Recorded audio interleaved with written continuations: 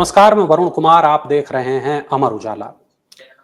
मेरठ से जो घटना सामने आई है उसकी चर्चा पूरे देश भर में हो रही है और इसी घटना पर बात करने के लिए मेरे साथ जुड़े हुए हैं उस्मान सैफी।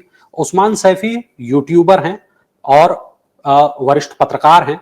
उस्मान कई बड़े प्लेटफॉर्म्स पर सम्मानित हो चुके हैं। अपनी जो क्राइम की समझ है, क्राइम की जो खबरें हैं, उनके लिए जाने पहचाने जाते हैं। उस्मान से आज हम मेरठ का ये जो पूरा प्रकरण है उस पर चर्चा करेंगे, विस्तार से चर्चा करेंगे। उस्मान, बहुत स्वागत है आपका। बहुत बहुत नमस्कार वरुण जी, आपका बहुत बहुत शुक्रिया कि आपने मुझे इसके लिए चुना। और वाकई आज पूरा देश इस घटना को लेकर चर्चा कर रहा है। जिस तरह से सौरभ राजपूत की हत्या हुई है वो लोगों के गले नहीं उतर रही है। ऐसा लग रहा है कि ये शायद देश का सबसे बड़ा मुद्दा बन गया है आज की तारीख में, चाहे वो सोशल मीडिया के हर एक प्लेटफॉर्म पर आज इसी बात की चर्चा हो रही है। उस्मान, ये जो पूरा घटनाक्रम है, मैं सबसे पहले तो चाहता हूं कि आप हमारे दर्शकों को बताएं कि ये पूरा घटनाक्रम आखिर है क्या।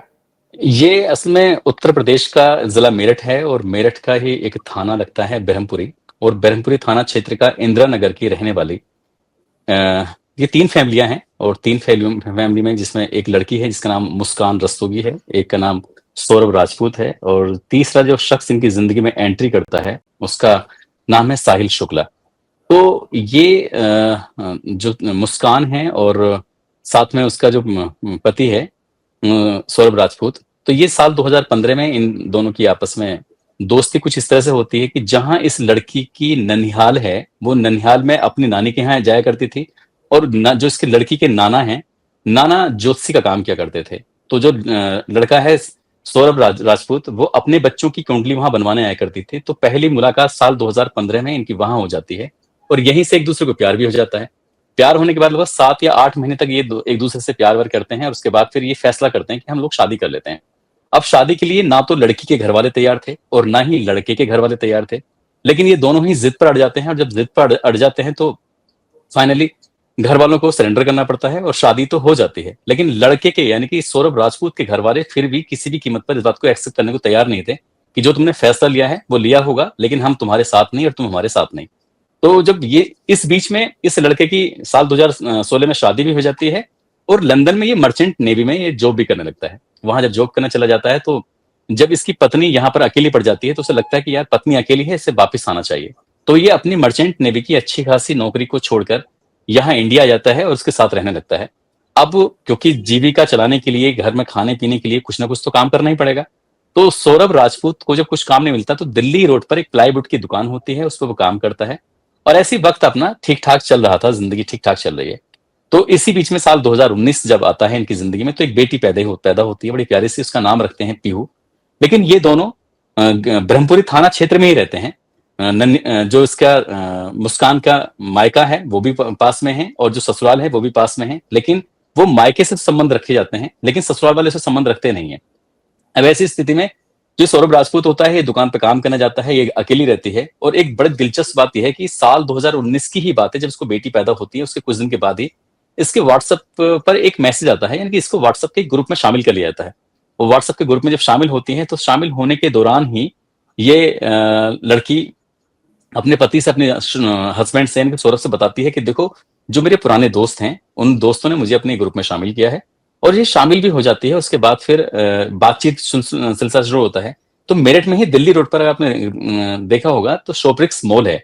शोप्रिक्स मॉल में ये पुराने जितने भी साथी होते हैं, जबकि ये लड़की ज्यादा पढ़ी लिखी नहीं है, ये सिर्फ 8वीं तक उस विवेकानंद स्कूल में पढ़ी है। और इसका जो साथी रहे हैं वो ज्यादातर 8वीं या 9वीं क्लास में रहे हैं, क्योंकि ये 9वीं क्लास में फेल हो जाती है।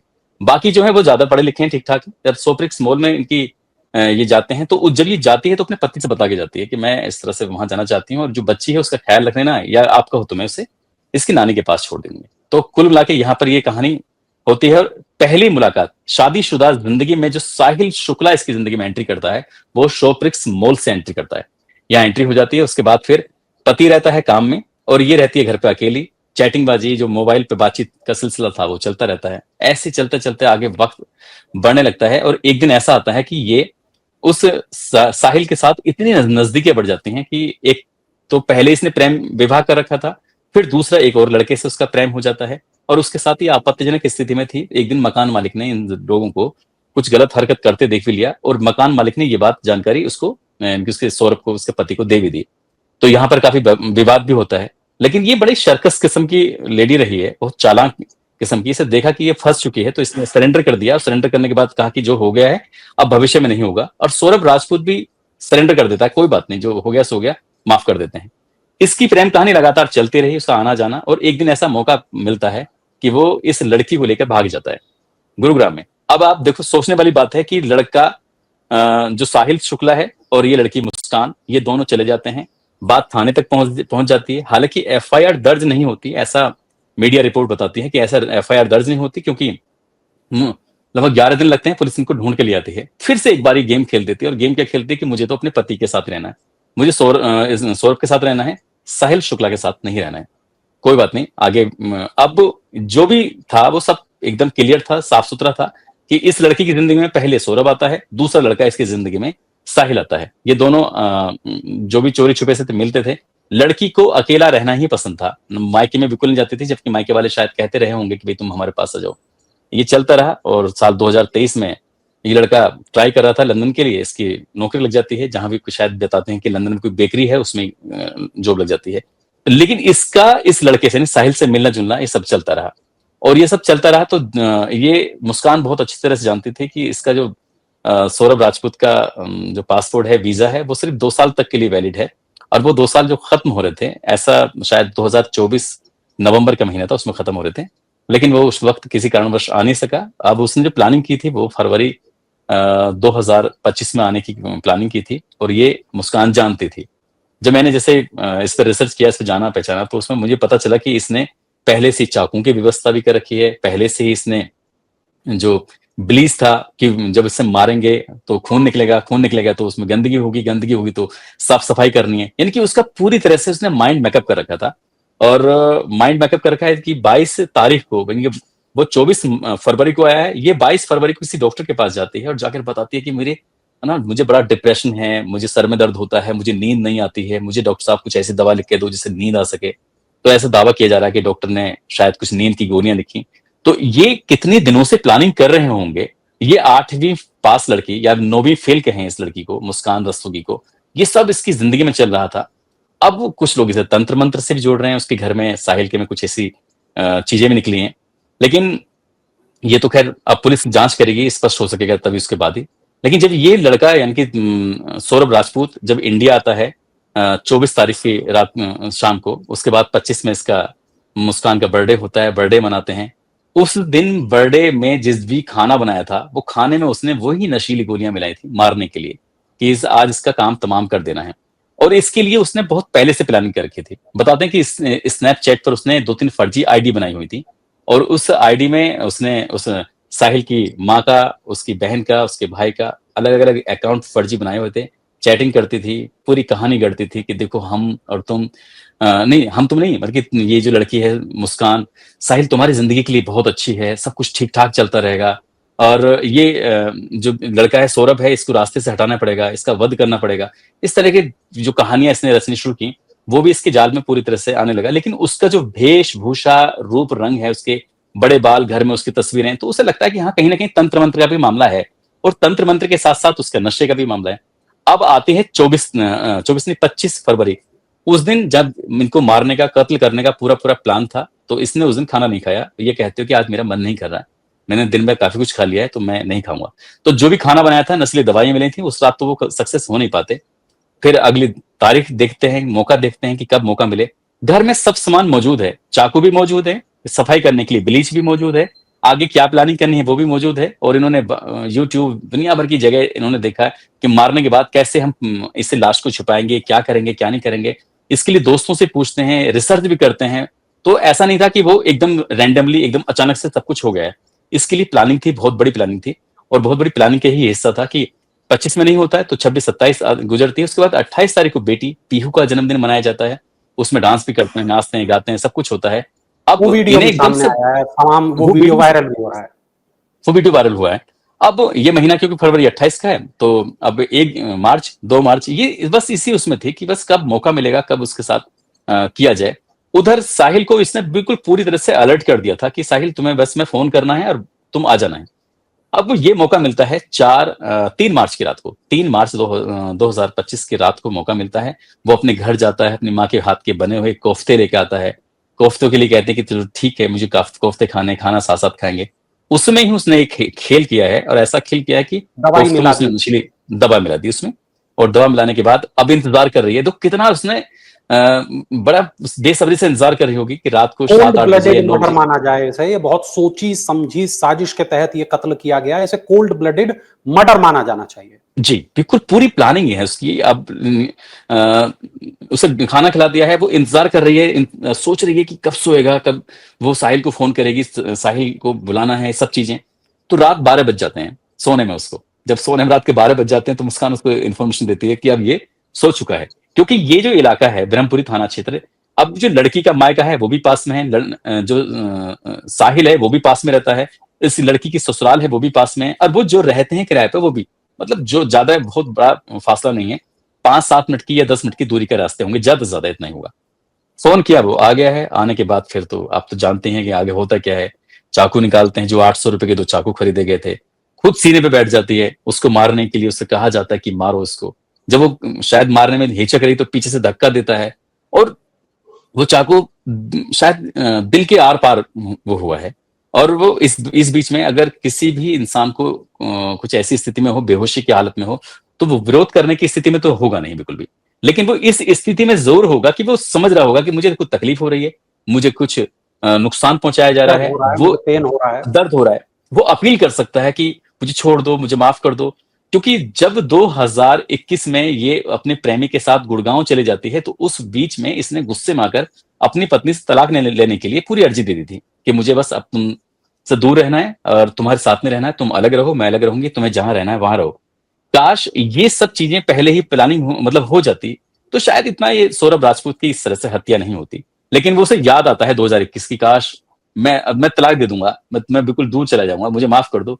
सीने में चाकू घुसा हुआ है। उसके बाद वो ये कह रहा है, जब यहां पर इन दोनों को ठंडक नहीं पड़ती है, तब ये सीट बदल जाती है। अभी तक जो ऊपर सीने पे बैठी हुई है वो मुस्कान रस्तोगी बैठी हुई है। फिर उसने अपने जो उसका प्रेमी होता है साहिल, वो उसके सीने पे बैठता है, कई बार चाकू को वार करता है, वार करने के बाद उससे मार देता है। अब यहाँ से ये दोनों बिल्कुल अलग हो जाते हैं, इत्मीनान हो जाता है कि हाँ ये मर चुका है। खींचते हुए बाथरूम में लेके जाते हैं। बाथरूम में ले जाने के बाद इंतजार कर रहे थे कि अब क्या करना चाहिए। सोच रहे होंगे कि भाई प्लानिंग, देखो कत्ल करना, बहुत सारी मैंने कहानियां सुनाई हैं यूट्यूब पर 1200-1300 से के आसपास। तो जी। किसी भी कहानी में कत्ल करना लगता है शायद आसान है, लेकिन कत्ल के बाद जो लाशों को ठिकाने लगाने का मामला होता है ना, वो सबसे मुश्किल काम होता है। यही है जो इंसान का दिमाग घूम जाता है। बाथरूम में लेके जाते हैं, लेकिन क्या करें। उस्मान, ये जिस तरीके से इन्होंने उसके बाद लाश को डिस्पोज किया, लाश के टुकड़े हम्म, किए, लाश को ड्रम में भर दिया, उसके ऊपर सीमेंट का घोल डाल दिया, उसके बाद घूमने चले गए, या उससे एक दिन पहले बता रहे हैं कि जिस तरीके से वो सर और हथेलियां जो काटे थे, साहिल उनको अपने घर ले गया, वहां तंत्र मंत्र में उनको इस्तेमाल किया, अगले दिन वापस लेके आया। ये जो पूरी चीज है, आपने तमाम जो क्राइम की स्टोरीज हैं वो कवर की हैं, आप तमाम वरिष्ठ आपने अधिकारियों के साथ तमाम क्राइम की चीजों पर चर्चा की है। ऐसी कोई कहानी आपने कभी पहले देखी सुनी है उस्मान? ऐसी कई कहानियां हैं। अगर आप देखेंगे, मैं उस कहानी पे आऊं इससे पहले मैं आपको थोड़ा सा ये बताऊं कि जब जी। इसने इस बाथरूम के अंदर शव रखा है, उस लाश के उन्होंने सिर्फ 4 हिस्से किए हैं। जो 15 टुकड़े के बारे में बताया जा रहा है, थोड़ा सा यहाँ क्लियर करते हैं। ये दोनों हथेलियां हैं, इनको यहाँ से काटा गया है, यानी कि पंजे अलग हुए हैं, गर्दन अलग है। इन्होंने सिर्फ उस शरीर के 4 हिस्से, एक तो हो गया सर, 2 हो गए पंजे, और बाकी का जो हिस्सा बचता है वो बाकी जुड़ा हुआ है। इसके बाद ये सब करने के बाद ये लड़का और लड़की रात के 3 बजे साहिल इसे अपने साथ लेके जाता है कमरे पर। आराम से सोते हैं, इत्मीनान से सोते हैं, और इनका ये मकसद था कि ऐसे ही शरीर के छोटे छोटे टुकड़े करेंगे और शरीर के टुकड़े करने के बाद इधर उधर फेंक देंगे। लेकिन इनके अंदर इतनी हिम्मत नहीं आई कि इन्हें फेंके तो कहाँ फेंकें। ऐसा लगता है ना, जब कोई चोर चोरी करता है या कोई गलत काम करता है, तो दिमाग में ये रहता है कि यार कोई मुझे देख रहा होगा। और यही कारण था कि वो इधर उधर घूमा, और घूम के फिर वापस से वो जो हाथों की हथेलियां, पंजे और सर वापस लेके आ जाते हैं। वो जी। ये भी चल रहा है कि तंत्र मंत्र, अभी तंत्र मंत्र है तो खैर पुलिस का है जांच, लेकिन इससे ज्यादा वो बता भी तो नहीं पा रहे हैं कि भाई उससे बेड के नीचे रखा है, बेड के नीचे रखने के बाद उन्होंने करा क्या उसका, ये भी तो नहीं आया ना, क्लियर तो नहीं किया पुलिस ने, पुलिस की जांच में सामने भी नहीं आया। तो इसका मतलब यही था कि वो उसे फेंकना चाहते थे और फेंकने का उन्हें अवसर मिला नहीं, और अवसर मिला होगा तो उन्हें लग रहा होगा कोई ना कोई ने देख रहा होगा। वापिस आते हैं, अब ये जाती है सीधा जली कोठी के पास जो कबाड़ी की दुकान वगैरह होती है, तो वहां से ड्रम ड्रम खरीदती है। जो ड्रम बेचने वाला लड़का है फरमान, जो कि वहां पे एक शायद नौकरी करता है, और उसका जो मालिक है सैफुद्दीन। तो सैफुद्दीन और इसकी फरमान के पास जब पुलिस पहुंचती है, उनसे बातचीत करती है, तो बताता है कि मुझे पता ही नहीं था कि इस ड्रम का इस्तेमाल हमारा जो ड्रम है इसका इस्तेमाल सिर्फ लाश को छुपाने के लिए उसके लिए होगा। अब आप देखिए कि इसकी क्राइम करने का अभी भी उसको अगर हो सकता है कि गलती का अगर उसे एहसास होता तो शायद वो ड्रम नहीं खरीदने जाती, बात यही खत्म हो जाती। यही सब चीजें हैं जो पूरे देश भर में चर्चा का विषय बनी हुई है कि उसने जो भी किया है बहुत आराम से, इत्मीनान से, भाई गुस्सा है गोली मार दी आदमी मर गया।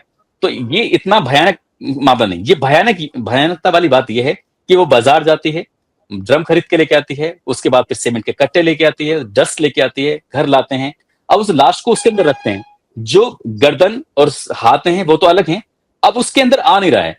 जो पोस्टमार्टम की रिपोर्ट जिन डॉक्टरों ने पोस्टमार्टम किया है वो बताते हैं कि लगभग 1500 से 1800 पोस्टमार्टम हम पर ईयर करते हैं, और जिनके हिस्से में सौरभ राजपूत का जो पोस्टमार्टम आया था उनके हिस्से में, तो वो बताते हैं 700 से 800 पोस्टमार्टम हम लोग करते हैं। जब उस लाश को बाहर निकाला गया उस बॉक्स के अंदर से, तो बोले कि जब वो इसके अंदर उसे रूप छोटा करने के लिए उसके शरीर को तोड़ा गया, तोड़ के फिर उसको पैरों को पीछे से मोड़ दिया, अंदर रखा गया, उसके बाद उसके हाथ पैर ये सब सर वगैरह सब डाले गए।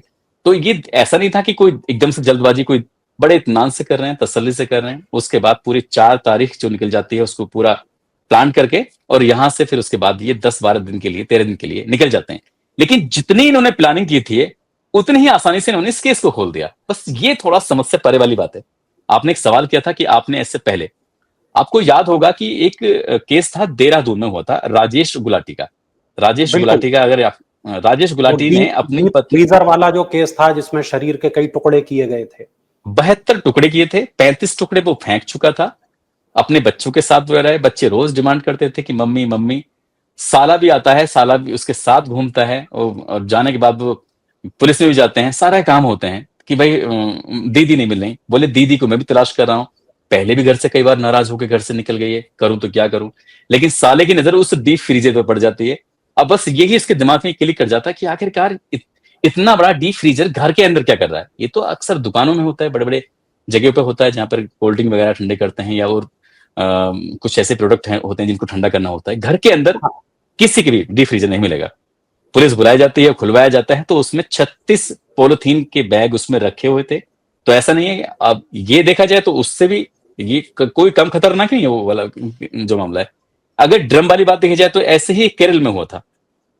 केरल में भी एक महिला की लाश निकलती है, ड्रम के अंदर ही थी, वो भी क्या नाम उसका, डस्ट और सीमेंट से पैक थी। अब उस लाश को तब पुलिस को महीनों लग जाते हैं पता करने में कि आखिरकार ये लाश किसकी है। ये तो इत्तेफाक था कि उसके पैर में कुछ दिक्कत थी, उसमें रोड पड़ी हुई थी, और रोड पर जो एक कंपनी का नाम लिखा हुआ था, उस कंपनी के नाम की वजह से वो कातिल पकड़ा जाता है। तो ये केस तो पहले, ये मैं एक सवाल आपसे यहाँ पर ये करना चाहता हूँ, ये जो पूरा केस है मेरठ का, इसमें पुलिस की जो जांच है उसमें अभी तक क्या क्या बातें सामने आई हैं, और क्या कुछ अभी इसमें आगे हो रहा है? इसमें देखो कई सारे एंगल हैं। जो अभी माँ बाप, बहुत सारी जगह आपने देखा होगा, जो लड़की के माता पिता हैं कविता और उस प्रमोद रस्तोगी हैं, वो साफ साफ कहते हैं कि भाई हम चाहते हैं कि इस लड़की का जीने का कोई अधिकार नहीं है, इसको फांसी की सजा दे दी जाए, इसको मार दिया जाए। वो जानते थे अच्छी तरह से कि उनकी बेटी का कैरेक्टर कैसा है। उन्होंने कभी अपनी बेटी को समझाने की कोशिश नहीं की, और अब देखा कि चारों तरफ से इतना बड़ा बवाल मचा हुआ है, तो एकदम से वो आते हैं और एकदम पब्लिक की सिंपैथी गेन करने के लिए उन्होंने ये सब काम कर दिया। उधर जो लड़के वाले हैं, लड़के वाले भी अपनी अलग तरह की कहानी सुना रहे हैं कि साहब हमारे बच्चे को इन दोनों ने नहीं बल्कि 3-4 लोगों ने मिलकर मारा है। तो इस तरह की जो कहानी है, जब लड़का शादी अपनी मर्जी से कर लेता है तो तुम उसके इतने खिलाफ चले जाते हैं कि उसे घर से बेदखल कर देते हो। आज लड़का पूरी जिंदगी से बेदखल हो गया है, अब इस दुनिया में है नहीं, तो तमाम तरह की बातें आ रही हैं। तो कहीं ना कहीं जिनकी जिम्मेदारी थी इस केस में, उन लोगों ने अपनी अपनी जिम्मेदारी को ठीक ढंग से नहीं समझा। अब वो पता नहीं किस स्थिति में लंदन में रहता होगा, वहां क्या काम करता होगा, कितने पैसे मिलते होंगे। पुलिस अब इस मामले की जांच पड़ताल में जुटी है। पुलिस ने जो इनसे पूछताछ की है, जो इन्होंने बताया है, पुलिस ने वो ही पब्लिक को बताया है। अब चार्जशीट लगाई जाएगी, जांच अधिकारी जांच करेगा। अब इसमें कई सारे एंगल हैं, घर वाले अलग एंगल की बात कर रहे हैं, उसके घर, साहिल के घर से कुछ तंत्र मंत्र की बातें भी आ रही है जो मीडिया कह रही है, हालांकि पुलिस इस बात को शायद नहीं कह रही है सीधे सीधे तौर पे। तो अभी सीधे सीधे एकदम से कहना बहुत जल्दबाजी हो जाएगी। कहीं ना कहीं अभी जो भी हमें मीडिया से पता चला है, पुलिस से पता चला है, हम भी तो वही वही बात बता रहे हैं जी। बिल्कुल। उस्मान, बस इसमें अब एक आखिरी सवाल, इसको कंक्लूड करते हैं हम। ये जो पूरा केस है, मेरठ का ये जो पूरा मामला है, अब इसमें कई तरीके की चीजें हैं। आपने तंत्र मंत्र की बात बता दी, आपने पुलिस की जांच की बात बता दी, आपने उनकी परिवारों के बारे में भी तमाम बातें बताई, पूरे घटनाक्रम के बारे में बताया। उस्मान, ये जो पूरा केस हुआ है, इसको लेकर किस तरीके की जो मानसिकता है वो पता चलती है? यहाँ पर आप चूंकि लगातार क्राइम से जुड़ी खबरों को कवर करते रहे, किस तरीके की मानसिकता यहाँ हमें दिखाई देती है मुस्कान की, किस तरीके की मानसिकता यहाँ दिखाई देती है साहिल की? और दोनों ने मिलकर जब सौरभ को मार दिया है, अब जो वीडियोस सामने आए हैं जिसमें वो डांस करती दिखाई दे रही है मुस्कान अपने पति सौरभ के साथ, या जो वीडियोस पुलिस की हिरासत में उनके सामने आए हैं, वहां पर उनके चेहरे पर कोई खास शिकन नहीं दिखाई देती है उस्मान। ये जब जब किसी से प्यार होता है और प्यार के बाद जब नफरत होती है तो नफरत का दायरा इतना बढ़ जाता है बेहिसाब। तो ये जो लड़की है, पता नहीं क्या सोचकर इसने इससे नफरत, पहले प्यार हुआ फिर नफरत हुई। मैंने आप ही के अखबार में पढ़ा था, अगर मैं गलत नहीं हूं, यानी कि अमर उजाला में, ये लड़की तो है रस्तोगी और लड़का है जो सौरभ राजपूत लिखता है, लेकिन आपका अखबार कहता है कि ये अनुसूचित जाति से है। कहीं ना कहीं हो सकता है 1%, मेरा मतलब पक्का दावे के साथ नहीं कह सकता, लेकिन कहीं ना कहीं हो सकता है कि दिमाग में रहा हो कि यार मैंने जिसको प्यार किया था वो लड़का ये निकला। तो कहीं ना कहीं जाति वाला फैक्टर भी हो सकता है कि जहां प्यार था वहां एकदम से नफरत जैसी स्थिति पैदा हो जाती है। ये एंगल हो सकता है, मतलब कंफर्म नहीं है। अब ये उससे छुटकारा पाना भी चाहती है, उसके साथ भी रहना चाहती है, क्योंकि उसके पैसे की भी तो जरूरत पूरी कर रहा है। और घर वाले जो कह रहे हैं, घर वाले साफ साफ मीडिया भी में चल रहा है कि लड़के की जो पारिवारिक स्थिति है वो बहुत बेहतर है, अच्छी है, उसके ऊपर इतनी डिपेंडेंसी नहीं है। लेकिन लड़की वालों की जो पारिवारिक स्थिति है वो इतनी अच्छी नहीं है, यानी कि लड़की को पैसे की भी जरूरत है, उसकी भी जरूरत थी, और कहीं ना कहीं दूसरा जो मैटर मैंने बताया था कि उसकी जाति का, वो भी। अब साहिल शुक्ला इसकी जिंदगी में आता है। साहिल शुक्ला है एकदम फ्री माइंड, उसको ज्यादा कुछ काम नहीं धाम नहीं है, उसके मन में कोई स्ट्रेस नहीं है, वो उससे पूरा टाइम दे रहा है। और ये सौरभ राजपूत, तो वो अपनी जिंदगी को आगे बढ़ाने के लिए पूरा काम में ध्यान दे रहा है, बच्चे में भी ध्यान दे रहा है, बीवी में ध्यान दे रहा है, सब कुछ। तो वो इतना, जितना उसे शायद इतना ध्यान देना चाहिए अपनी बीवी पे, उतना ध्यान नहीं दे रहा था, और उसकी अकेलेपन का फायदा इस साहिल ने उठाया, और यहीं से इनकी नफरत का सिलसिला शुरू होता है। ये दोनों से इनका तो वाकई मनोवैज्ञानिक टेस्ट होना चाहिए, मनोवैज्ञानिक इनके पास बैठे, इनकी लंबी क्लास होनी चाहिए, इनसे जानना चाहिए कि आखिरकार तुमने ये सब जो किया है, ये तो क्लियर हो गया कि ये सब हो गया है, लेकिन जो किया है इसके पीछे का असली कोच क्या है, असली कारण क्या है। और एक चीज और है, आप देखते होंगे कि पिछले 10 साल या 15 या 20 साल, नशा एक बड़ा कारण नहीं लगता है उस्मान? देखो नशा तो है ही, नशा तो है। ये आपने बिल्कुल सही बात पकड़ी है, क्योंकि मैं अभी तक मेरी कहानी में नशे वाला पार्ट कम आ रहा था। ये दोनों नशे के आदी हो चुके हैं, लड़का और लड़की, यानी कि मुस्कान रस्तोगी और जो ये लड़का है साहिल, ये दोनों नशा करते हैं। और जब इसने अपनी माँ से, यानी कि कविता से वीडियो कॉल पे बातचीत की है, तो वीडियो कॉल बातचीत करने के बाद इसने बताया है कि अब वो मुझे नहीं रोकेगा नशा करने से, यानी कि सौरभ राजपूत मर चुका है और वो मुझे अब नहीं रोकेगा। तो कहीं ना कहीं वो सौरभ राजपूत उसे रोकता भी होगा नशा करने से, उसकी जिंदगी में उसकी आजादी को रोकता होगा कि तुम इससे मत मिलो, इससे बात मत करो। कई बार कुछ ऐसे होते हैं ना कि दूर के ढोल सुहावने नजर आते हैं, उसे साहिल के साथ जिंदगी जीने में बड़ा मजा आ रहा होगा, सौरभ रोकता होगा। और यही जो नशा है उसे और अग्रेसिव बनाता होगा कि इससे किसी तरीके से बस इसे अलग होना है। यही कारण है कि स्नैपचैट पे 3 आईडी बनाती है, पूरी कहानी रचती है, उसे उसके दिमाग में एक अंधविश्वास पैदा करती है कि बस हम तुम ही हैं जो साथ रह पाएंगे, इसको रास्ते से हटाओ, इसका वध करो, ये सब चीज चलती रहती हैं। लेकिन इसमें अगर मेन पॉइंट है, अगर अब देखा जाए आगे चल के, ये केस अभी बहुत ज्यादा हाईलाइट है। एक नया केस आएगा, फिर हम नए केस से बातचीत करना शुरू कर देंगे, ये केस कहीं ना कहीं दब के रह जाएगा। अब जिम्मेदारी बनती है पुलिस की, जिम्मेदारी बनती है कानून की, अदालत की। इन्हें ऐसे केस में, अभी आपने केस सुना होगा उत्तर प्रदेश के बांदा के रहने वाली शहजादी, जिससे क्या दुबई के अंदर एक बच्चा मर जाता है, 4 महीने 10 या 15 दिन के आसपास का। वो 2-3 साल में केस निपटारा हो जाता है, उसको सजा दे दी जाती है, मार दिया जाता है। हमारे यहाँ का जो लचीला कानून है, इस लचीले कानून की वजह से भी ये अपराध लगातार बढ़ रहे हैं, खासकर ऐसे मामलों में, जैसे कि ये श्रद्धा वालकर का केस है, जैसे कि ये सौरभ राजपूत का केस है, या फिर राजेश गुलाटी का हमने नाम लिया था देहरादून वाला, इस तरह के जो बहुत चर्चित केस रहे हैं, या फिर अभी बेंगलोर में जो हुआ था, ये मुंबई में जो हुआ है, ये जिसमें काट पीट मचाते हैं और उसके बाद फिर मामला एकदम से ठंडा पड़ जाता है। तो कहीं ना कहीं कानून को अपना काम कम से कम समय में करना चाहिए, और जब इस तरह की सजाओं अपराधी को कम से कम समय में सजा मिलेगी, तो अपराधी अपराध करने से पहले कई बार सोचेगा। अब होता क्या है कि ये लंबे लंबे केस चलते रहते हैं, 10-10 साल, 15-15 साल, फिर आदमी जेल में बैठा खाना खा रहा, मजे कर रहा है, कुछ लोगों को जमानत मिल जाती है, वो वैसे कुछ लोग ठीक है। जी ठीक है उस्मान, बहुत शुक्रिया आपका, ये तमाम जानकारी आपने हमारे दर्शकों तक पहुंचाई, और यकीनन ये तमाम जानकारी हमारे दर्शकों को पसंद आई होगी। यदि फिर भी आपके कोई सवाल हैं, आपको लगता है कि इस केस से जुड़ी कोई और आपके ज़हन में सवाल है, कमेंट बॉक्स में जरूर पूछिए। हम अगले वीडियो में उन तमाम सवालों का जवाब देने की पूरी कोशिश करेंगे, और इसी तरह बने रहिए अमर उजाला के साथ, देखते रहिए अमर उजाला। धन्यवाद। अगर आप ये वीडियो YouTube पर देख रहे हैं तो हमारे चैनल को सब्सक्राइब करें और बेल आइकन को दबाना ना भूलें। अगर आप Facebook पर ये वीडियो देख रहे हैं तो हमारे पेज को लाइक करें।